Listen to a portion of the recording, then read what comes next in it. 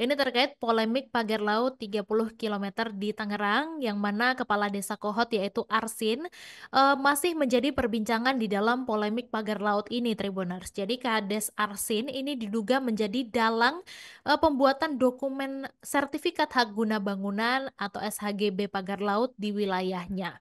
Dan gaya keseharian dari Kades Kohot ini akhirnya menjadi sorotan publik karena Arsin dikenal warga mempunyai kehidupan yang sangat mewah, Tribuners.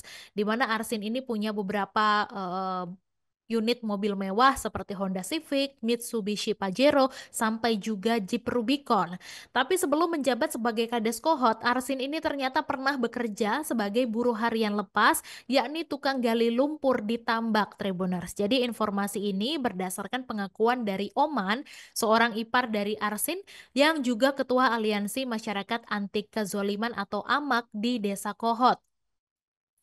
Kemudian Oman ini mengungkapkan bahwa setelah menjadi tukang gali lumpur, Arsin ini bekerja di sebuah koperasi simpan pinjam. Nah, di koperasi tersebut, Arsin bertugas sebagai tukang tagih atau bank keliling.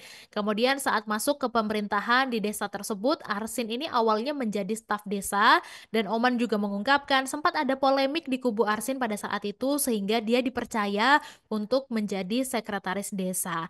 Namun Arsin katanya juga sempat keluar dari aparat desa dan menjadi seorang maklar tanah begitu. Jadi Arsin kemudian mengikuti pemilihan kepala desa Kohot, dan awalnya upaya Arsin untuk memimpin desa Kohot ini juga gagal, tapi akhirnya dia terpilih menjadi kades sejak tahun 2021.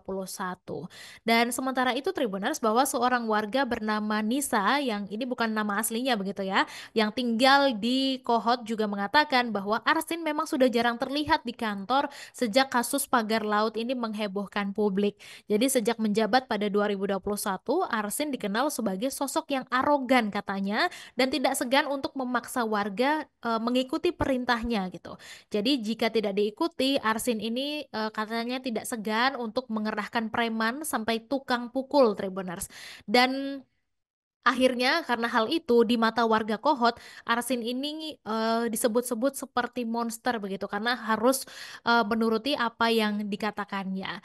Kemudian juga saking arogannya, Arsin ini disebut sangat percaya diri, tidak akan bisa ditangkap oleh siapapun di dalam kasus pagar laut, di mana hal itu juga dikatakan oleh Arsin saat menemui Henry dan tim beberapa waktu yang lalu.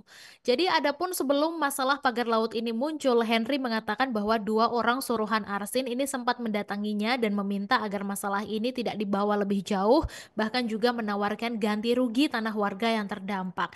Namun setelah laporan banyak yang masuk, Arsin dan sekretaris desanya yaitu Ujang Karta ini justru menghindar dan menolak bertemu. Nah, mengenai pengakuan dari Henry Kusuma ini, Tribunnews.com juga masih berusaha, Tribuners, untuk meminta tanggapan dari Arsin.